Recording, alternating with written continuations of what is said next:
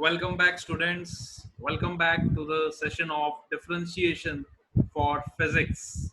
Let's continue. As your introduction, you know that my name is Sarthak Baveja and my qualification is MTech in Mechanical Engineering from NIT Jalandhar, Punjab, and I secure gate score of 609 in 2017, and I have an experience of 3 years plus in NEET and JEE mains. So let's begin with one more beautiful example. जैसा कि हम पहले भी पढ़ रहे थे कि हमें डिफरेंशिएशन क्यों पढ़ना चाहिए, what is the physical significance of differentiation.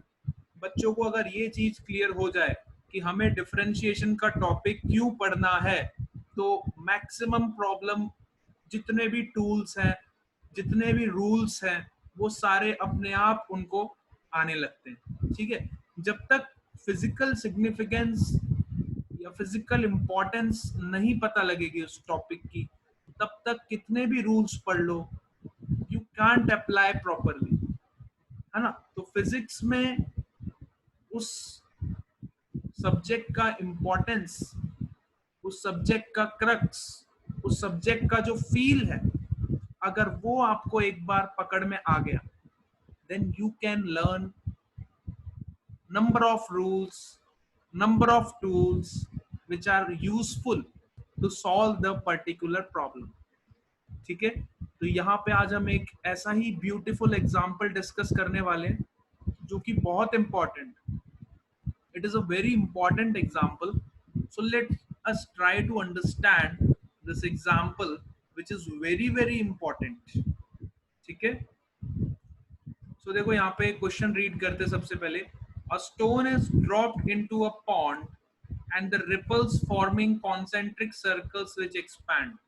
यहाँ पे हमने एक स्टोन ड्रॉप किया, आप इमेज में देख सकते हो, और जैसे एक स्टोन को पानी में फेंका, देखो ये रिपल्स ट्रेवल होनी स्टार्ट हो गई. Ripples are travelling in this circular path. आपने देखा होगा जब भी आप किसी पॉन्ड में या किसी लेक में पत्थर को फेंकोगे या किसी रिवर में फेंकते हो, तो इस तरह का कुछ पैटर्न आपको दिखाई देता है. इस पैटर्न को ही हम बोलते हैं ripples. This pattern is known as ripples.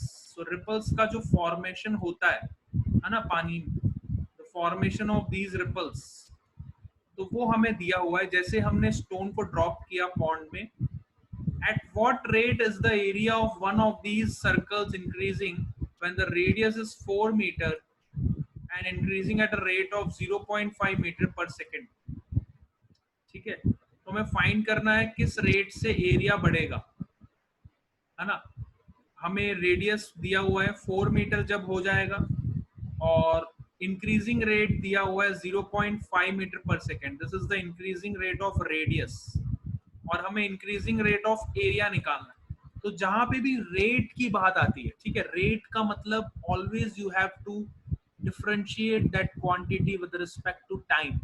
जहां पे भी आपको पूछे कि rate of change of parameter, अब वो एरिया भी हो सकता है, वो रेडियस भी हो सकता है, वो पोजीशन भी हो सकता है, एनीथिंग. ठीक है, अगर वो पोजीशन होता है तो इसी को हम बोलते हैं dx अपॉन dt, जिसको आप इंस्टेंटेनियस वेलोसिटी बोलते हो, है ना. अगर वो एरिया होता है तो हम इसको बोलते हैं dA upon dt, that is the rate of change in area. Time के साथ आप देखो ये रिपल्स का जो पैटर्न है, ये एरिया इंक्रीज होता जा रहा है ना, सर्कल्स का डायग्राम में आपको दिखाई दे रहा है. देखो रेडियस भी इंक्रीज हो रहा है, एरिया भी इंक्रीज हो रहा है ना, टाइम के साथ. with the time you can see that this area is increasing, radius is also increasing. तो रेडियस के रेट को हम कैसे रिप्रेजेंट करेंगे, dr upon dt, where dr is nothing but the change in radius with respect to change in time, which is a very small, as we have discussed in our previous video. बहुत ही छोटा change है radius में, बहुत ही छोटा change, और time में बहुत ही छोटा चेंज. इसी को हम बोलते हैं dr अपॉन dt. ठीक है, तो our question is at what rate area is changing, ये हमें फाइंड करना है. सो हमें एरिया ऑफ सर्कल पता है.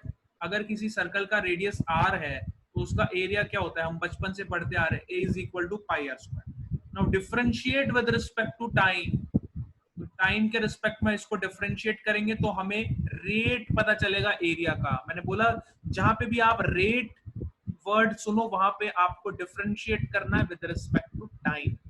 विद रिस्पेक्ट टू टाइम उसके एरिया में क्या चेंज हो रहा है। जब आपने स्टोन फेंका तो ये जो रिपल्स की फॉर्मेशन हो रही है इसके एरिया में टाइम के साथ क्या चेंज हो रहा है ये हमें फाइंड करना है। This is our question. See इतना प्रैक्टिकल क्वेश्चन है और जब आप इस तरह के क्वेश्चन खुद इमेजिन करो तो आपको खुद ही लगेगा yes I need to understand this tool which is differentiation.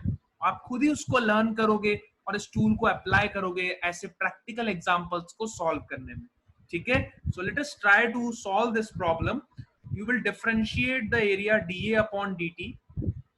तो हमने यहाँ पे a का वैल्यू सब्स्टिट्यूट किया where a is equal to pi r square। So जब आप इसको डिफरेंशिएट करोगे तो डिफरेंशिएशन के कुछ रूल्स होते हैं। मैं आपको सारे रूल्स एक ही बार मैं एक ही वीडियो में बता दूंगा। तो अभी आप यहाँ पे समझ लीजिए कि ये वाला रूल कौन सा रूल लगेगा। ठीक है, तो यहाँ पे कांस्टेंट रूल लगेगा।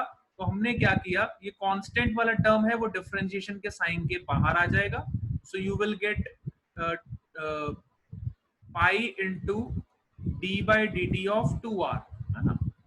जब भी डिफरेंशिएशन में कोई कांस्टेंट टर्म आता है तो वो हमेशा डिफरेंशिएशन साइन के बाहर आ जाता है। This is the rule of differentiation. I will make you know all the rules. ठीक है, बट अभी आप फिजिकल सिग्निफिकेंस को समझिए इसके, ये जानना बहुत जरूरी। तो यहाँ पे जब आप इसको डिफरेंशिएट करोगे you will gate D by D T of 2r। Again you apply chain rule. First you find D by D R of 2r, d by dr of r square, sorry, into dr upon dt. By applying this chain rule, you will get, यहाँ पे आप chain rule लगाओगे और differentiation of r square करोगे तो आपको मिलेगा 2r। ठीक है, तो आपका इक्वेशन बन जाएगा 2 pi r dr upon dt। You will get this equation। ठीक है, इसको डिफरेंशिएट करोगे r के रिस्पेक्ट में, you will get 2r और यहाँ पे पाई तो पहले से ही था, सो ये टर्म हो जाएगा pi into 2r into dr upon dt। Ultimately you will get this term which is 2 pi r dr upon dt। अब यहाँ पे देखो आपको बोला गया है जब उस सर्कल का रेडियस 4 मीटर हो और उसका इंक्रीजिंग रेट 0.5 मीटर पर सेकेंड हो, तो मतलब आपको dr by dt का वैल्यू तो पहले ही दे दिया है उसने। तो dr by dt के वैल्यू आप यहाँ पे पुट कर दोगे, रेडियस आपको पता है और 2 पाई से मल्टीप्लाई करोगे तो आपको rate of change of area मिल जाएगा कि एरिया किस रेट से चेंज हो रहा है। तो जब आप इसको सॉल्व करोगे you will get 12.56 metre square per second. This is the rate of change in area which we have to find out. तो यहाँ पे आपने देखा हमने डिफरेंशिएशन के कुछ रूल्स यूज करे जो कि मैथमेटिक्स का पार्ट है। ठीक है, वो आपको लर्न करना बहुत जरूरी है, लेकिन वो लर्न हमें क्यों करना है ये जानना बहुत जरूरी है कि इस तरह के प्रैक्टिकल लाइफ के प्रॉब्लम्स को सॉल्व करने में हमें डिफरेंशिएशन पढ़ना बहुत जरूरी है। इसलिए बच्चों को डिफरेंशिएशन पढ़ाया जाता है। ठीक है, तो रूल्स से पहले मैं चाहता था कि आपको फिजिकल सिग्निफिकेंस डिफरेंशिएशन का पता चले। रूल्स तो आप ऑटोमेटिकली अब आप लर्न करोगे। ठीक है, अब आपको जैसे यहाँ पता चला कि यहाँ पे कौन सा रूल यूज होना है डिफरेंशिएशन में, आपको पता चला you have to use the rule of constant rule, you have to use the rule of exponent rule, you have to use the rule of chain rule। तो ये सब रूल्स जो हम डिफरेंशिएशन में अब पढ़ेंगे वो रूल्स हमें क्यों पढ़ने हैं ये जानना बहुत जरूरी। ठीक है, अब एक बार आपको इसकी फील आ गई, now you can see you will learn the rules at very higher pace. ठीक है, so we will next video we will study the rules. So differentiation के साथ बने रहिए। मैं डिफरेंशिएशन को बहुत डीपली पढ़ाने वाला हूं आपको, जिससे आपको हर चीजें बहुत अच्छे से समझ आ जाएगी। ठीक है।